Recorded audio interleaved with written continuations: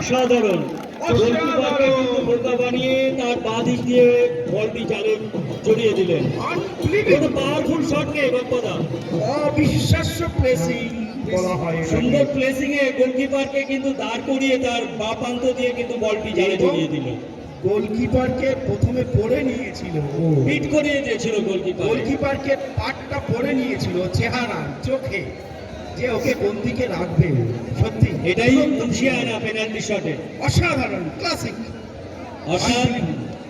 প্রথম শটটি মানিকনগর কিশোর সংঘ 1-0 গোলে এগিয়ে গেল। জার্সি নাম্বার 11 হুনাল দ্বিতীয় প্রথম শটটি করতে আসছে গোল্ডেন ক্লাবের পক্ষে। অন্যদিকে কস্তুর গোলকিপার রয়েছে মানিকনগর কিশোর সংঘ। একটি শট কিশোর সংঘ, একটি গোল করেছেন আর্নল্ড। অন্যদিকে হুনাল এসেছেন জার্সি নাম্বার 11 গোল্ডেন ক্লাবের পক্ষে প্রথম শটটি দিতে।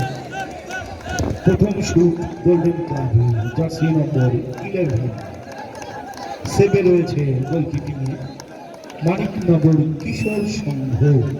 Shoot jersey number 11 golden club.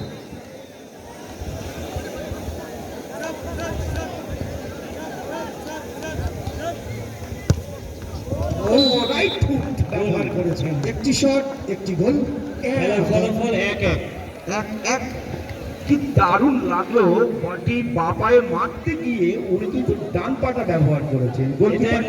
একদম গোলকিপারের কিছু করার নেই, ডান দিকে ফেলে দিয়েছেন, যেহেতু গোলকিপার ভাবছিল ডান পায়ে মারতে। কিশোর সংঘের পক্ষে শট করতে আসছে ভালো ফুটবলার, ধীমা শট করতে আসছে দ্বিতীয় শটটি।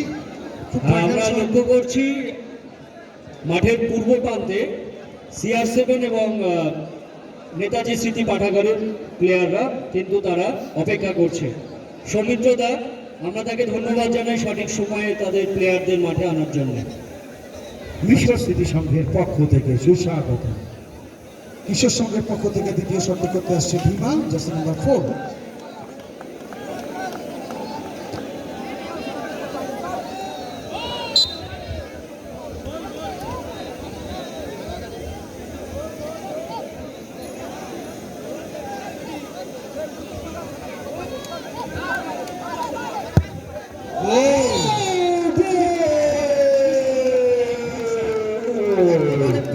এত সুন্দর পাওয়ার, একদম পাওয়ারই কিন্তু গোলকিপার ফিট হয়ে গেছে।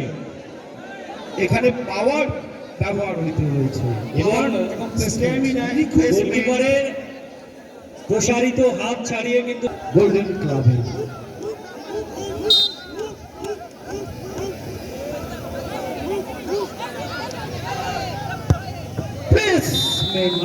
এত সুন্দর প্লেস রেখে দেখো সুন্দর বল কিন্তু জালে জড়িয়ে দিল। খুব কিশোর সংঘ শুট করছেন 3 নম্বর শুট।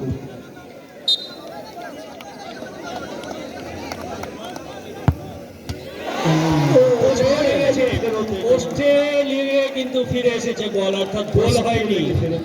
বিজয়ী ঘোষিত হবে। গোলকিপারকে প্রতিযোগিতায় টিকে থাকতে গেলে অন্যদিকে করতেই হবে। অন্যদিকে কস্তুরের কিন্তু তার টিমকে রক্ষার দায়িত্বে রয়েছে কস্তুর, তার টিমকে বাঁচাবার দায়িত্বে তার কাঁধে তুলে নিয়েছেন এই কস্তুর। দেখা যাক কি হয়। শুট করছেন গোল্ডেন ক্লাব চামাক।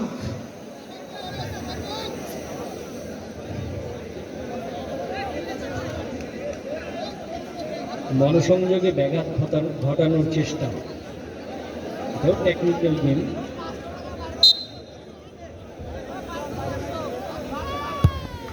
গোল